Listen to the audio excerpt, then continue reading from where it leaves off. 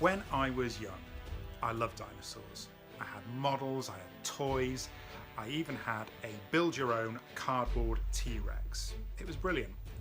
So in school, my careers advisor only really had one avenue of work they could suggest for me: dinosaur hunting. So it's a good job I grew up in a house where my brother had an N64, because not only was I able to play Turok, the dinosaur hunter, for some life lessons, but also pick up Turok 2, Seeds of Evil. So let's have a look at what's in here. So here we have it, Turok 2, Seeds of Evil. Now the first thing you'll notice is the box, made of genuine dinosaur skin. That's a lovely texture on that. On the back of the box, what we got: Turok returns with a truly amazing new adventure, delving deep into the core of a violently twisted world in order to find and destroy the Primogen. Featuring a world of gruesome enemies, explosive new weaponry, and a multiplayer deathmatch that will leave you breathless. Well, that is yet to be seen. Got a couple of screenshots on there, all showing off the fancy updated graphics since the last one, and a little preview there of the four-way split screen, very much emulating the GoldenEye way of thinking. Right, well, it was rated 15 here in the UK by the BBFC when they used to rate games, and quite an early example of the games rating here. I think Perfect Dark was another example of a game that was rated by the BBFC, as well as things like Burn Cycle on the Philips CDI and PC. So let's see what's inside. So, a bit different to the usual Nintendo boxes, there's no actual tray that comes out. Everything you need is fitted in. So there's the cartridge, and we have what we've got here. So we've got a instruction manual.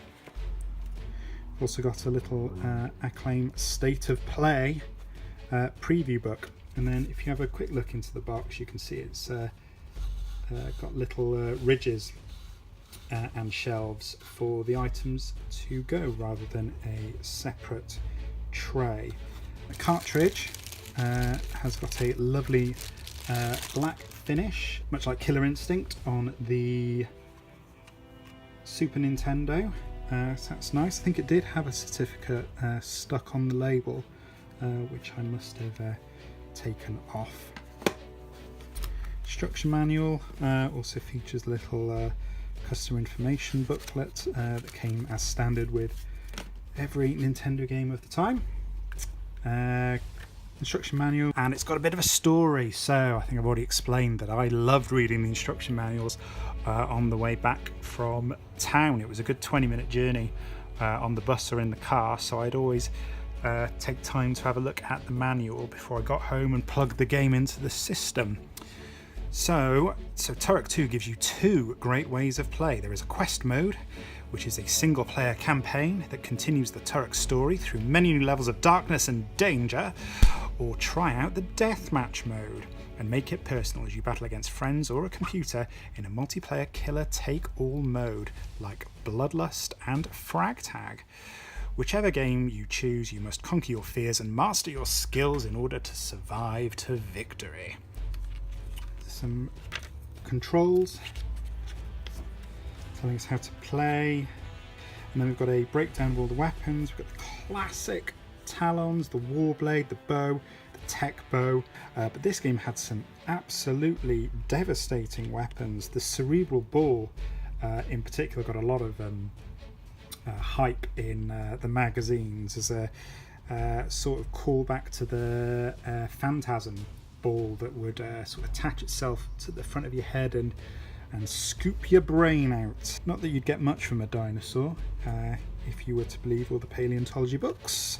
Some enemies, some questions, and then space in the back for notes.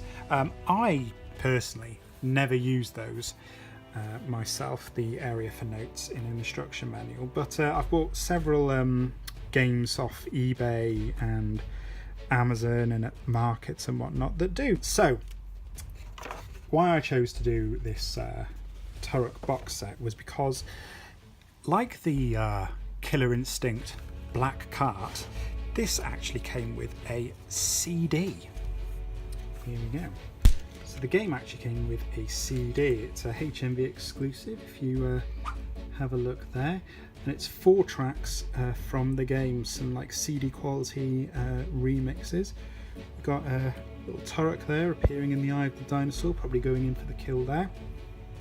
4 tracks, mini CD, a good inclusion. So not by no means the first game to come with a CD soundtrack. I'm sure many of you will have Donkey Kong Country and even Killer Instinct with the CD, and going back to Killer Instinct Black Cartridge as well. So fun little giveaway that with HMV. And then we've also got a little Acclaim State of Play book, which is a little preview to games they've got coming up in the future. Nice little booklet there. And then there's another little this must be the either warranty card or a registration card. There we go.